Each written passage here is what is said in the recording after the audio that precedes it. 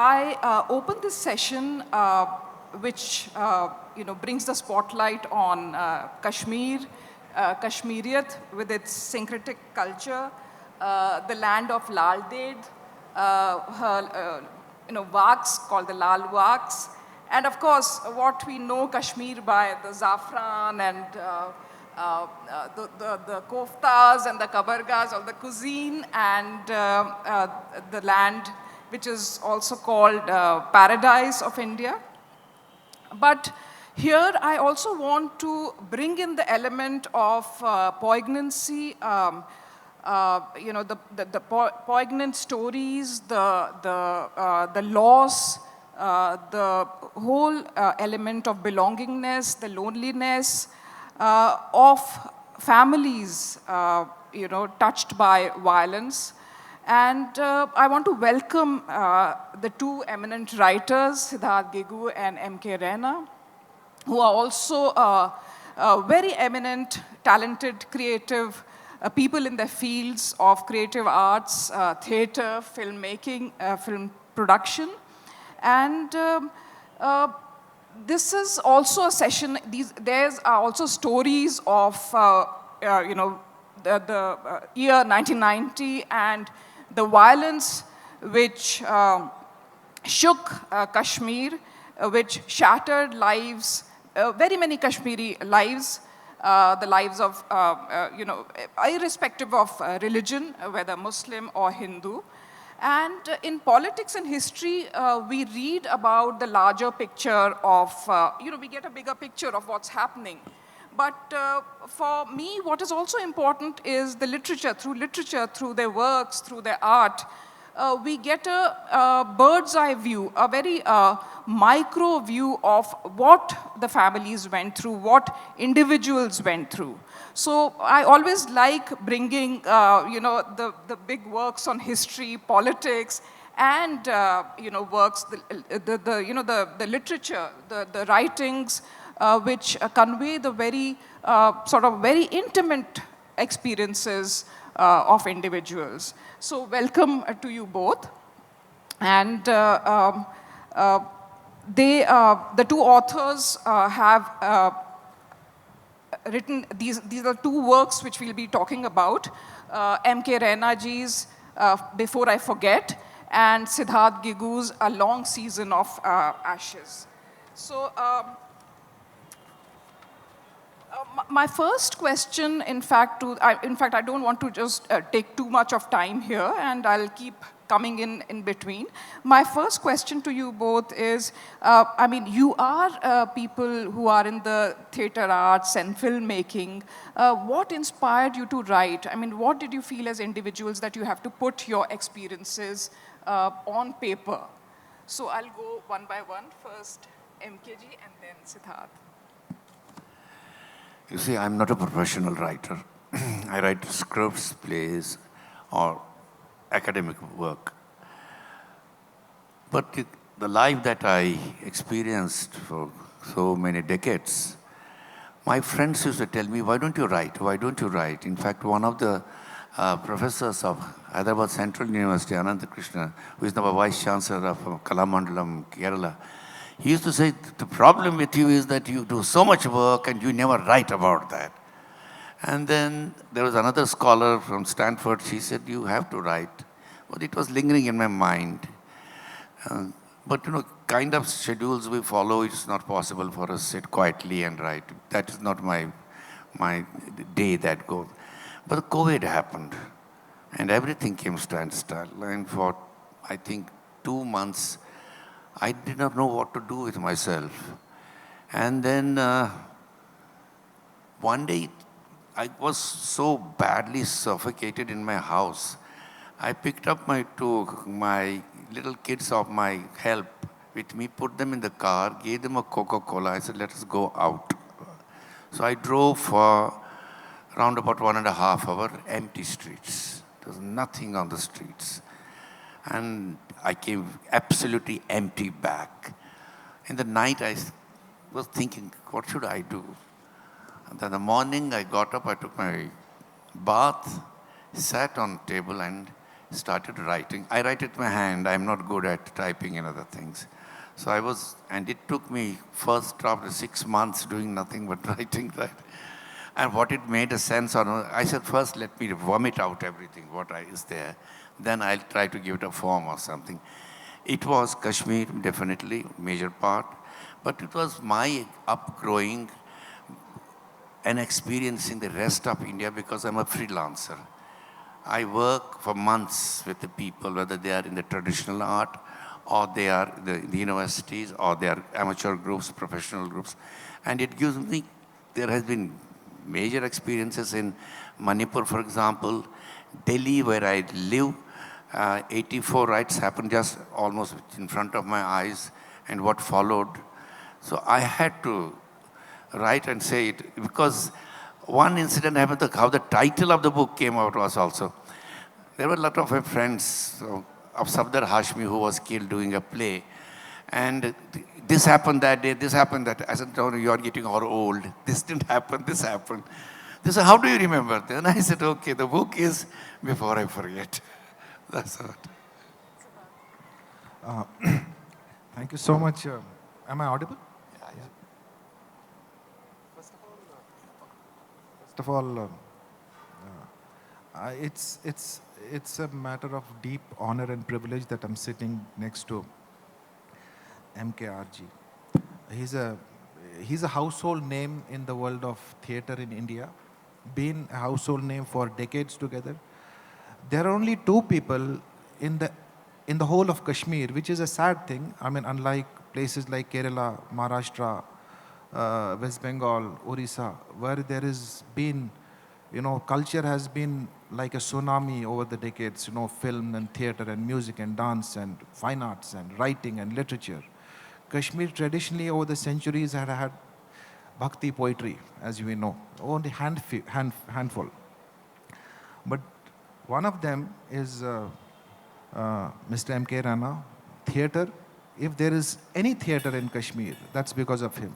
And then the other one is Mr. Motilal Kyammo, who passed away a few years ago. He happens to be my maternal grandfather's brother. So theater in Kashmir is because of him. Unfortunately, because of the last 30 years of violence, there's not been much room to practice it, But despite that, I think we have been part of seminars wherein his works are taught and wherein we have written term papers. So honored, and first of all, also, I thank each one of you for being in front of this stage today. And your time is very valuable. There is a lot of choice. There are so many sessions equally exciting happening, but you chose to sit for this. So very honored, especially the young crowd who want to know the Kashmir story, the real Kashmir story, especially why I wrote. So when I was growing up in Kashmir in the 80s, first of all, my father taught literature in Kashmir. He was a college professor. My mother, a school teacher. My father's uncle, a poet, a Hindi professor in a very famous college in Kashmir. He was also a flutist. He was also a painter, died of tuberculosis very early. Then my grandfather was a pathologist, self-trained pathologist. He happened to be also on the team of Maharaja, Hari Singh that particular time. My great-grandfather introduced Arya Samaj in Kashmir. He faced a lot of resistance. He was a writer. His first book got published in Turkey. It's called Serpent in Kashmir. It was against a particular way of life which was practiced in Kashmir, especially Kashmiri Pandits, So his philosophy was go back to the Vedas, we should not be that ritualistic. So the title Serpent in Kashmir was a critique, but that was not the time when critique was kind of welcome. So it was never, welcome. And then when I was growing up, my father used to, 80s in Kashmir was a very romantic. Kashmir used to be this Bollywood kind of a place, It was very fashionable. Srinagar, the Mughal Gardens, the Dal Lake, you still go. It was this romantic place where growing up was such a delight. It was a pleasure. You were exposed to world tourists that time. The summers were beautiful, so were the springs and the snow. You must have heard a couple of days ago it was very cold in North Winter. That's because it snowed, and there's people sharing photographs of snow in Gulmarg, and we all looking. I still can't go there. That's a separate matter. So my dad said, you should, you are in a beautiful place, Kashmir. It's the best place. It's called the Switzerland of Asia. You should develop a habit of writing a diary. So I used to write this diary every morning, but there was nothing much happening there. There was no news. So the only news was weather and great things and happiness and joy, and people are happy. And then snow. So I used to write, I woke up in the morning, I did this. And so my diary entries used to be. And then there was a very famous bookshop in Kashmir called the Kashmir Bookshop, right? So we used to go there. My dad said, you should start reading some stories, some fairy tales, things like that, Then I got interested in the history of India. Jawaharlal Nehru's discovery of India, Mahatma Gandhi, Rabindranath Tagore, few books like this. Then partition of India, school texts, why did India get divided? Some initial stories, some movies we used to watch those days, right? Then my dad said, no, you should become a writer, But what should I write about, Because these stories I used to read from very famous writers, world writers, who wrote about conflict, right? Who wrote about the human condition. I did not have a human condition in conflict. It was all happiness. It was all beautiful things. Early morning, there was flowers and butterflies, and even the earthworms used to be happy, right? There was jam making, there was skiing, there is Dal Lake, there is people. There is nothing except happiness. And cut to 1989. All that changed. So what changed, I think all of you know it. All of a sudden, it is like this very strange wish coming true. That you have wished that in order for you to become a writer, because it's an exciting thing, someday you'll be sitting on the 24th of January in Hyderabad and you'll be narrating that story. Who would have thought? So I thought that, I should be able to write things which matter to people. Then you must go through terrible trauma. So that wish indeed did come true, So Kashmir was burning, simmering, and there was, I don't want to go into that. So then we did not want to leave because almost all family, so it's a family memoir, in that condition, one winter because we did not leave in January. Almost entire Kashmiri Pandit community left in January. My dad said, let's persist, let's hang on for some more time. Month after month, until it was very difficult, until it was a question of life and death. So he said, let's go and live in Udhampur, which is next to Jammu. And then I studied in a camp there, which is like a big football stadium, desolate, turned into a refugee camp. So we had tents and things like that. Initially, was not able to make much of it. So it happened for year after year after year after year. So this book is nothing but a collection of my diary's entries, Monday this happened, today I saw this.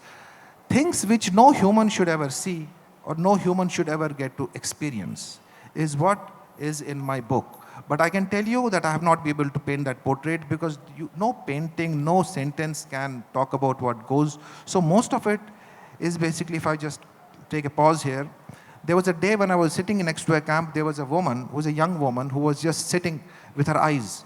So for days together, I was just looking at her eyes. And that language was the language of eyes. There was no other way. For years together, she was sitting and she was just communicating. So one of the chapters in my book is, what is this language of the eyes of a woman? She was a young woman. Never knew about her. Anyway, I'll take a pause here for, thank you so much. Yeah.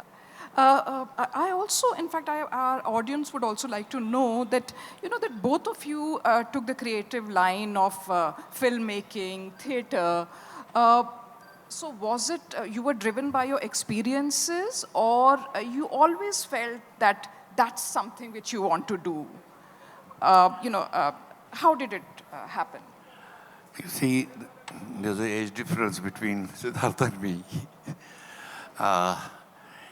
When I was growing up in Kashmir, it had a very big tradition of progressive writers, progressive movement, progressive painters, progressive theater people, and great Raza had come there and he started training youngsters there.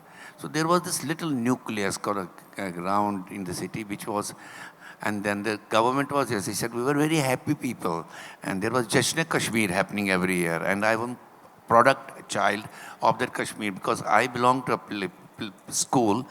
My principal was D1LIT1.2, who was one of the very major poets of Kashmir. Even now, he's a reference point in language, in meter, in experimenting, and variety of genres he has written in. He used to write plays for us, and we will do that. And one day, Jashna Kashmir came, a big production was done, mounted by the school, huge. It was like Conference of Birds. That script I have not been able to find out. And that ignited the whole thing. And then you become a child actor, then one small amateur group wants a child, so you are going there and you are going there. And then I also used learning classical music. There was a small school, a very wonderful school in a downtown area. I used to learn music there.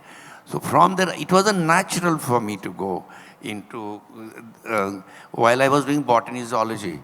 But it happened so that once I did an international theatre festival, there's an International Theatre Day on 27th March. We celebrated in the Tagore Hall, and then the State Academy and elders who had trained me said that you are going to National School of Drama. I'm the only kid from National School of Drama who got the state scholarship to do it. That time they used to give scholarship. That was the progressive.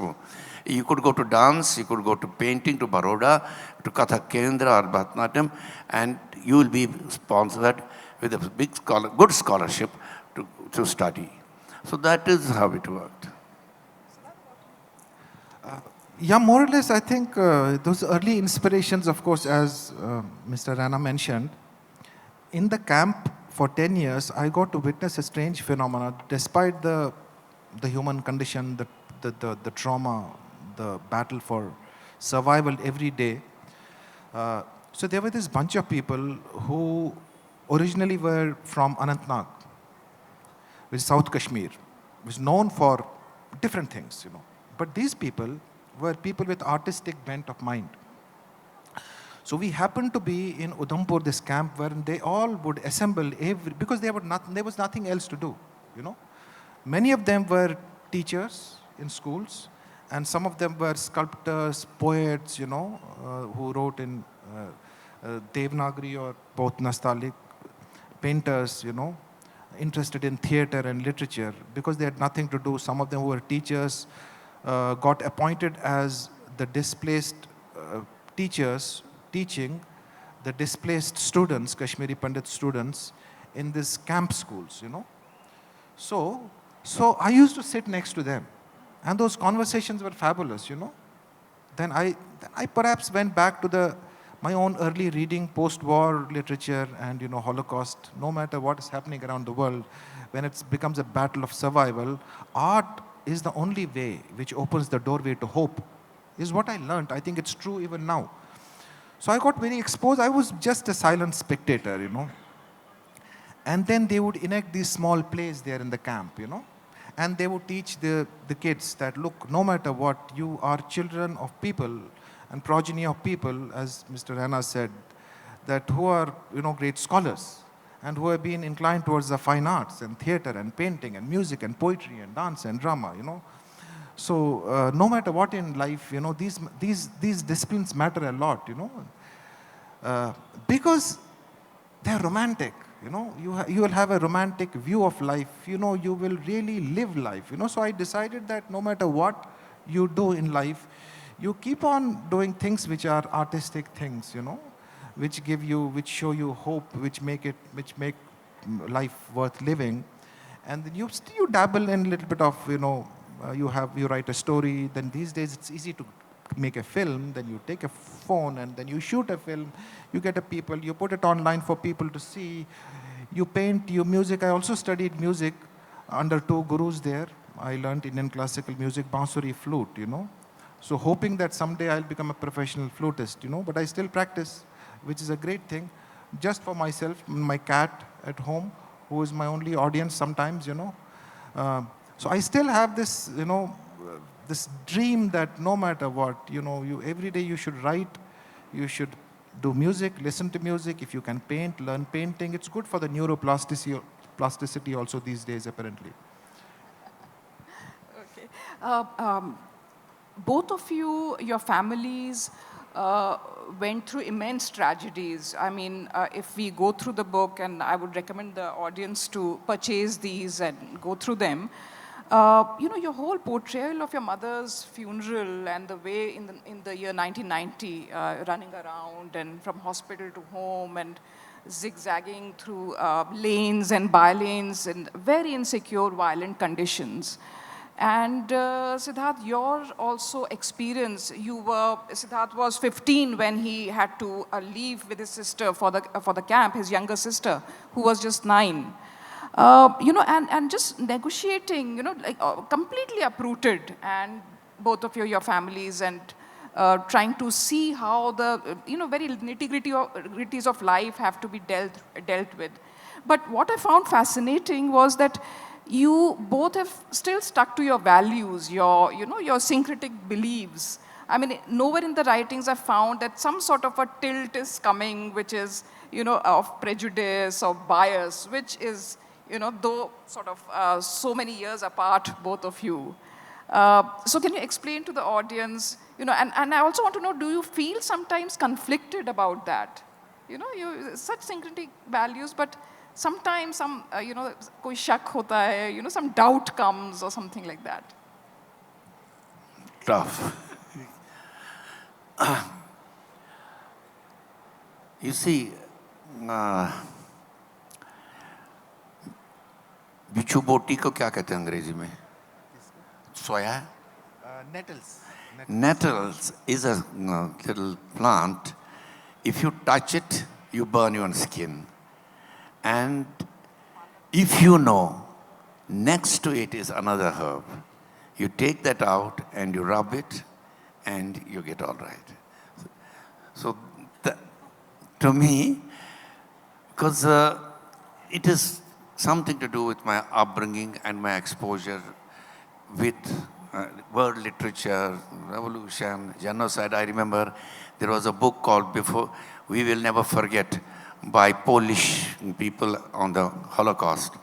And it was next to my pillow during 1971 blackout. I used to read it. And it was like a time bomb for me, should I treat it? Because there are horrible pictures of genocide. And then you realize, you have to have a judgment. I don't think a writer can be a complete writer if he writes slanted things. That is politics. When you are creating something which is, and it is true that the funny thing in my book is that my mother went into coma finally, and people were leaving. I could see them early morning running. And wounded terrorists will come into the same hospital and get operated overnight, and in the morning, out of curiosity, because there was a huge commotion when they used to arrive. Doctors used to appear and disappear. After they have done this performance, they never were there. I went one day in the morning, taking some courage, let me see this wounded. There was none. There was nobody there. So that gave me one angle to look, one thread to go around and see what is happening. But one day my mother was there, and when this commotion was happening, I think they are going to kill us. That was the anger among the people. I looked at my mother. She was sleeping. I honestly felt there was steel stool on which I was sitting. It was January, very cold. I said, I think this is the end of us. That moment I still remember. But what I have been in my arts, my theater, my activism, I'm an activist also. My friend, I became activist because my friend was murdered doing a play, Street Safdar Hashmi. And there we have a kind of a group of friends. We turn out ideas. We talk about ideas. And it's very easy to breed hatred. And it bothers you, it hurts you, it does not leave you, and it blinds you. You see only what you want to see. You don't see what is happening next to it. For example, the tradition in which I had just known, I didn't know it. When I finally brought my mother to shoot at site orders to the cremation ground, my cousin is telling me, if there is nobody who will cremate the body. I said, I'll cremate the body. We should not need wood. What is there? But I saw suddenly a saintly looking man coming behind the chinar tree, and he just did this. So he was the cremation man, he was a Muslim. And the way he taught us, my rituals, which are Kashmiri Pandit rituals, what you have to do, how you have to do, what. Believe me, I forgot this my mother's body. I was only looking at him. See, he is keeping my tradition alive when nobody is here. And then I went to pick up the ashes. Again, he told me things. They were in the books. What to pick, how to pick, what you have to pick up first, how you have to do it. After that, when the main ashes, he said, you take to Ganga, Hardwar Jana, and rest you can immerse. So we went to immersion, and there was this fisherman in a little boat early morning, because we had to be reaching home within an hour. Curfew was that time only for 1 hour. And I, to cut the whole story, I went to the boat, I immersed my ashes with my brother, and there was no pundit, there was nothing. You could do a Gayatri mantra and do it. And I come back, my cousin is telling me, paise de do isko. So I took out some 500 rupees notes I gave. And that poor man, he was not a well-off man, he looked at me and just looked at me for a few seconds. He says, you don't expect money for such acts. Everybody has to go.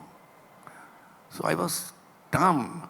And my cousin, he being a typical my cousin, he said, no, you have to give. It's very important. He was telling me the mythology of it. I again tried. He said, when I have voluntarily done it, who are you?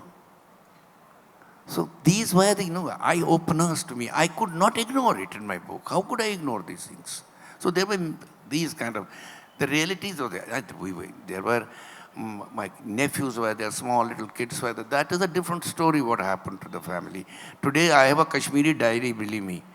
I have to find out who has gone where. So he was in Pune, okay, now he's cut it, he's in Bangalore now. Cut it, now he has gone to Kerala. And people from Kashmir now, whatever is left, okay, they ask me for, give us the telephone number of this man. So it has to be negotiated, yes, we negotiated. But the duty remains that when you write something, don't lie, don't manipulate, don't cook up. That was my call. I will not do that.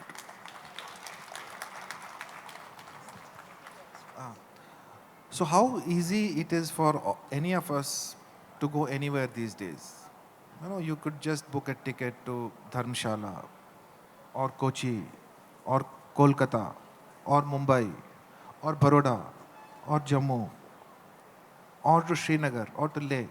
You just have to book a ticket, right? You just have to book a train ticket on air, just take a family trip vacation. I can't book a ticket to Kashmir.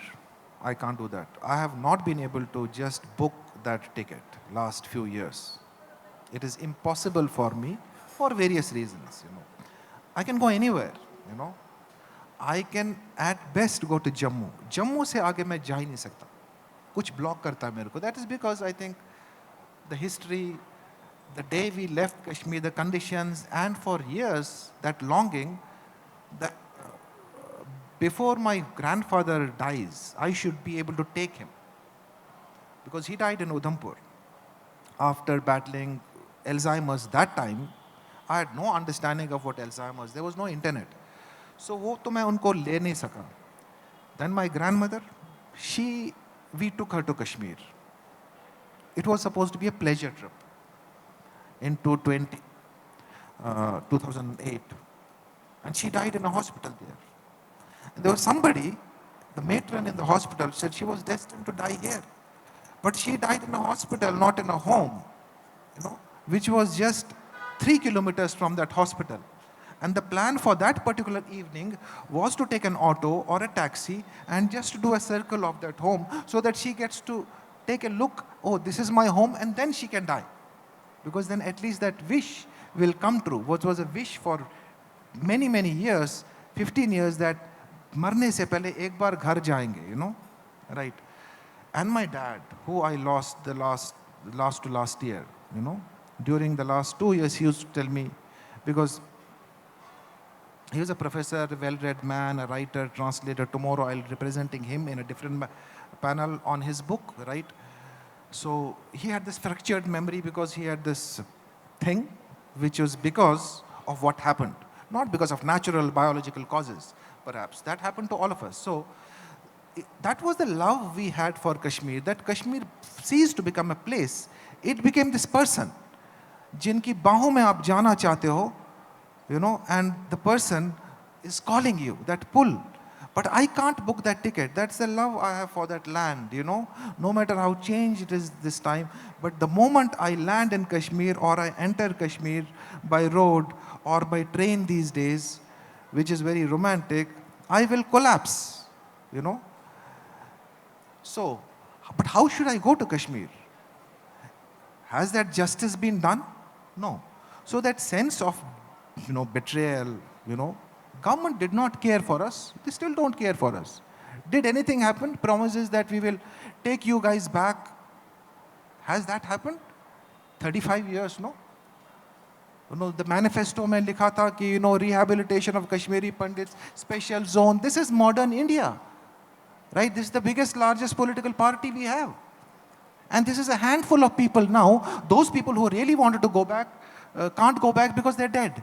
Some of them who, what is that? It just calls for a couple of phone calls between the Prime Minister and his team that I'm appointing 3 of you, 6 months plans. We have sent missions to the moon and to Mars and to God knows what. Let's take these people home. Let's give them some sense of pride, right? But there's no acknowledgement, right? So I think festivals like this, a panel like this is nothing but that plea to that absent government and those absent powerful people who really, you know, who will say, it's too late. You know what the Supreme Court of India 3-4 times said? They said the same thing. No, it's in the past, you know, but we have nothing but the past. What else do we have? After 10 years, the different generation will not even have borrowed memory, right? You know, they would not know what is their home, what ancestry they belong to. And all that work, which I mentioned in the beginning, which Professor Mr. Raina talked about, that culture and heritage, that drama, that progressive moments and theater and poetry, and what will happen to that? Will it die? If it dies, then that's it. But who is responsible for keeping it alive? All the Kashmiri Pandits globally, right? And Kashmiri Muslims together. Who will be sitting here after 10 years and saying that we have revived certain things? And this is the evidence of that revival, is my question. Can I say something? See, it raised a very, very important point. But my take on that is the migrations that have happened post-partition within India. If you remember the major part of the Narmada Valley, millions are out. They didn't get anything. They lost their culture.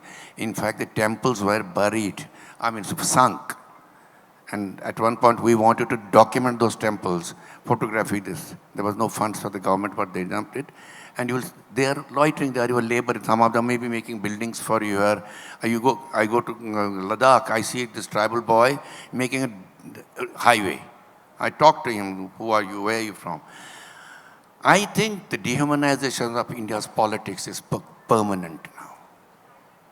It does not look back at all what they are digging. They are not looking back. It's not only Pandits, 35 years.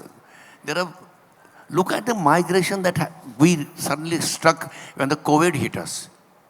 Millions of people walking on the highways for thousands of kilometers and dying on the road. There's a film, you should see that film. It's called Homecoming. What this film is all about. And finally, what you said just now about Alzheimer's, these two boys have made the film. And they met me. They are the directors of the film. At 2 o'clock it is going to be shown here. They had never been to Kashmir. They met me, and first time they were going with me. But they had a story. But when I said, we have to make this film. All we can do now is writing. This is Panditun ki gali. And all we can keep our memory alive by creativity, by writing, and that is happening in a big way in the valley, in here. But otherwise, एक question है हमें अभी मैंने दिल्ली में कहा.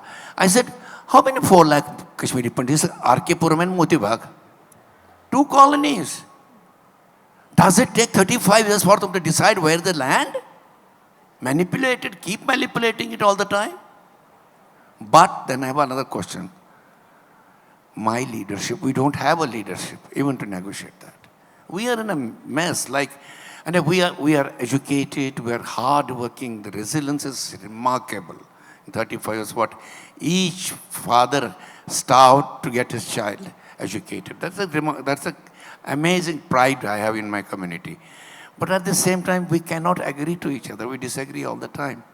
Put a plan. I simply say it is what? It is R.K. Puram and Moti Bagh. It's 2 colonies. And we can go there. May not be in Srinagar, maybe somewhere better place than that.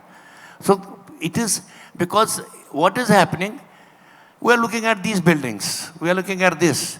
For me, this is not Telangana. I made a comment just now. Where is Telangana present in this? In handicrafts, or in 26 January, or when do the folk art festival and things become rituals. And the model of development and discourse of our discussion in the political sense is meaningless in parliament. Session after session, it's a useless. Nothing is happening. I also call upon the audience to watch their films, which will be screened in the next few days. But Coach, and that is today, and Last Day and Goodbye Mayfly tomorrow, I think. Yes. So these are the films you must watch. They'll be screened. My last question to you, and then we'll open it up the session to the audience. You have called yourself the child of Indian socialism. And, then your association with Sehmat, your own organization, Prayog, your entire work with, Bhan Pather and, going and practicing with them and making them sort of... so I just wanted to ask you, the tragedy and, these experiences and your own initiatives towards doing something, giving back. How do these two negotiate, and where do you find yourself as a person? I always must have a new idea to work. I don't like to live on the ideas of others. That's my prejudice. You see, it is for me as a creative person in theater or in film, can I push the boundaries of language of art? Yeah, which is a very academic question. Can I dismantle a few things? For example, I tell you, you also talked about Lal Ded. It's one of the mother of Kashmiri language. In fact, Amin Kamil said to me on camera, she is the mother of our language. I was surprised. I'm studying something. Lal Ded is not mentioned in any of the Sanskrit scripts. She's not mentioned. It is like 1650 when one Persian writer, there was this great writer, this, that. So I see, in that time, this language, what we are talking about, Kashmiri language, was not the language of the ruler. It was first it was the Sanskrit language, then came the Persian language, now it is the Urdu language. So whatever is happening, and by the Amin Kamil is one of the very, very eminent writers, he said, what are you talking about? क्या बोल रहा है तू? 300 लोग हैं जो लिखते हैं, एक दूसरे को सुनाते हैं और खुश हो जाते हैं. That's it. The future, there are many things, in fact, Kamil, this Nadim Sahab, I asked him the last days, he was coming, 80s, he came to Delhi. I said, because he was my sir. I said, sir, so I used to go meet him. First, like a grandfather, he will hug you. I said, sir, क्या लिख रहे हैं आजकल? He gave a long pause. Can you go back to chai pee lo? I said, sir, क्या लिख रहे हैं? He said a Kashmiri word called hetur, means leukoderma. He had felt that time, and the depigmentation of the Kashmiri society is happening. So it's a very long thing. Now, our thing is that I'm very optimistic. I think it's my tragedy also. Whenever there's a problem, I am there. I was not supposed to be in Kashmir when this whole thing, I happened to be there. Then I continued, then I returned, I tried to do many things there. Even then, 84 riots in Delhi, right in Bank. So I think at that time, the active stream and whatever you have learned, these are the things which give me a lot of, in fact, 84 riots, people told me, you should do a play, street play. And I looked at them, I said, how can I do a street play when the people are in the refugee camps and they are starving? I said, forget about it. In these months, I will only doing this work. I want to play. Play anybody can do, that's not a big thing. But it is where my experiences enrich me, not enrich me, pain me.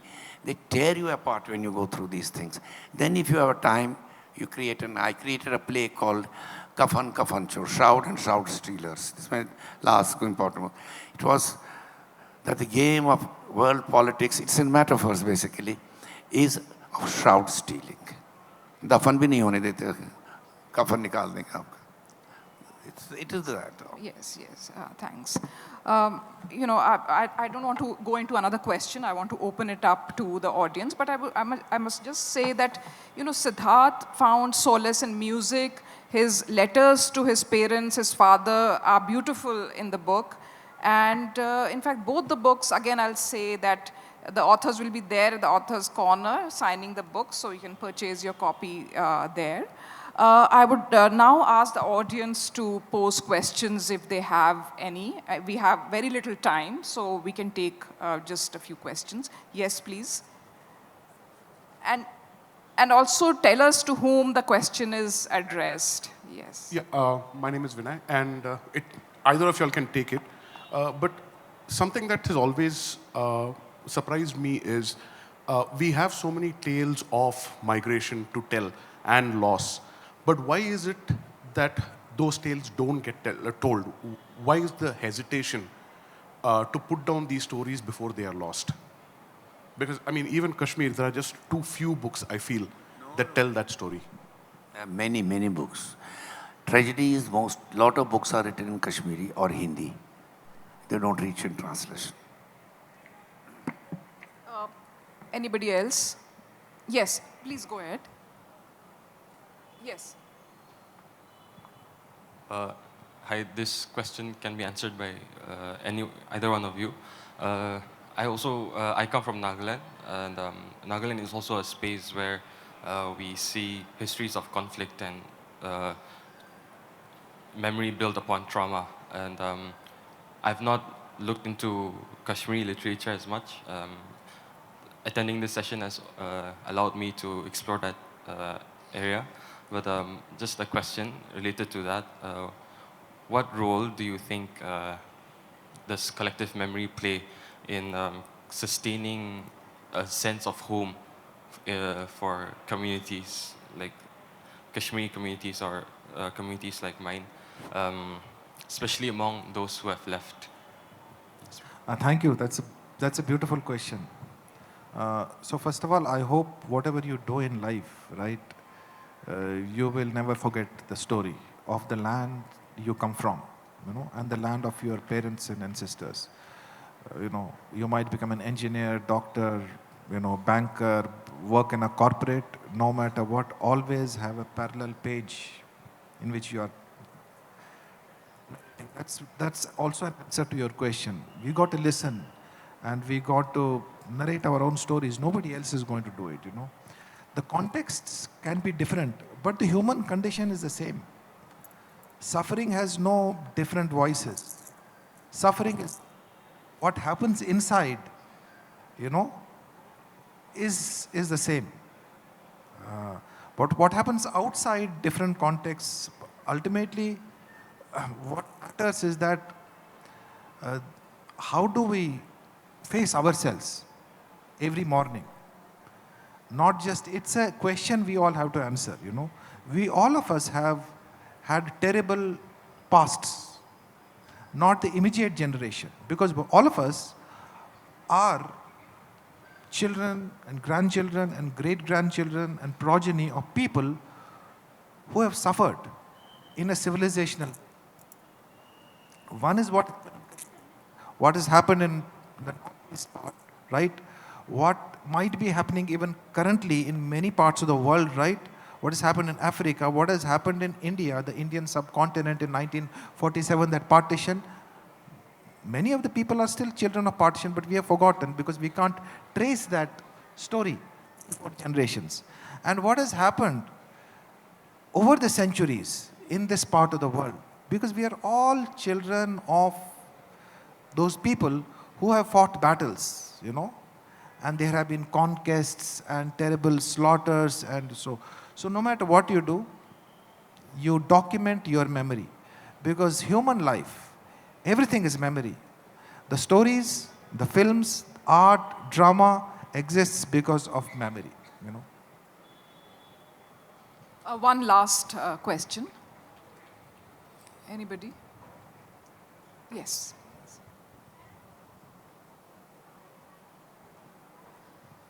Yeah, my question also can be answered by either of you. So from, most of us are not exposed to almost, hardly any Kashmiri literature. Okay, it's very, very minimal. And from your conversation, etc., I could feel the kind of love and passion you have for Kashmir, so much so, Siddharth, that you can't bring yourself to go back, though there's nothing really holding you back, because the memory that you have, you want to keep it intact. What you go now and the kind of trauma it would bring back because of the part where you had to leave is so traumatizing even now. Now, my question is that now the next generation, most of you are growing outside. I mean, most people are growing up second, third generation. How do you instill that love and that culture, which has been uprooted? How do you pass on that love, that feeling to the future generations? How do you keep that intact? Because migration is there, it's a given today, but then we all have the freedom to go back, unless for in certain cases. But this is a very different situation. So. Mine is a different situation also. I volunteered to go back after 10 years. I remember the moment since you're asking me, I had no clue where I will spend my night. That was a moment which if I remember. The moment I landed there like a madman, and my bag was going on the belt, and everybody had left. I was still thinking, what will I do? What have I done? And then cop came, said, sir, bag out. Took bag out. But I had one student whom I had worked with a local student who was in Jammu. And I just him, he was a young boy, just finished school. If you can come to airport, come. I came out, I saw him I still remember, he was Arshad. He was in white kurta pajama and had a lovely smile on his face. And he hugged me. He said, Chale? I said, Chale, kahan chale, sir? Again, stop. I said, let us go to Regal Chowk. Why Regal Chowk? From there, my home was only 5 minutes walk, but I can't go because that has been broken inside. So I said there was a little tiny village hotel where villagers come and stay. We used to have tea there because we never had money. So we used to laugh in that. I said, Haji Saab is there, let us see. So he gave me the room. It took me half an hour to explain to him who I am. You remember who 3 boys used to be here? Finally, he gave me the room and started my exercise. I want to contribute to turn the cultural space to reclaim it back. Because what had happened in Valley, for 10 years, there were no performances. I had someone, bridegroom for a wedding, and he was alone with one man walking. Then normally there will be band, there will be singing, nothing was happening. And one after another, I met 4 or 5 of them. I want to do, is it possible? I could not advertise I will do a workshop because I will be at dark. So the whole story is quite a long story, but I tried that I need to break my psychology, myself, the way he is suffering. I was 10 years. I said, no, I have to enter this firing line. Let me see what happens. But yes, my family was neutral. Okay, you want to do your phone in the morning and evening. At that time, there were no these phones, but I had got a phone of the hotel. But what was happened, the first workshop when I did, it was really quiet. Colleges were empty, hostels were empty. I got a place near Shalimar Garden, Agriculture University. They have a garden, and after that, they have a forest building there. I could work there, get these boys there, and let us see what happens. And word of mouth, I sent from my still when Nisar was one person. I said, "Can you?" First day, I had only one person. I had brought 3 people with me.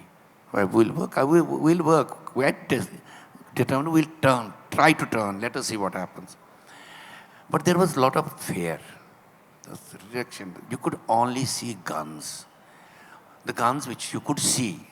But the hidden guns you could never see. But what you see on the roads were hardly few people walking and cops zipping in their jeeps. Only zipping. This way, all the movement of zips. No writer was interested with me to cooperate. They said, no, nothing, we want to do it. They don't want to touch it. Senior writers. But we persisted, we got first person, second day I got second person, the evening. I said, how did you come that evening? He said, sir, I left early morning from my village. I was first checked at every point, and that now I'm here. But by 7th day, I had 30 people. And it was done quietly. That was the beginning. And then I did year after year after year. For 5 years in the town, I had to do children's workshop. I did a workshop which I think I would like to share with you, of the kids who had then seen their father being shot dead. Both Kashmiri Pandit boy kids and that was a major experience. I've written about that. I had to forget all my pedagogies.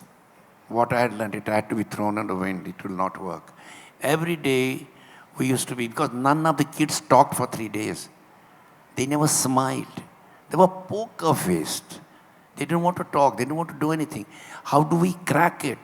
And there was this danger, which local people told me, you're mad. How can you get Pandit boys with these guys? There is a poison between the two.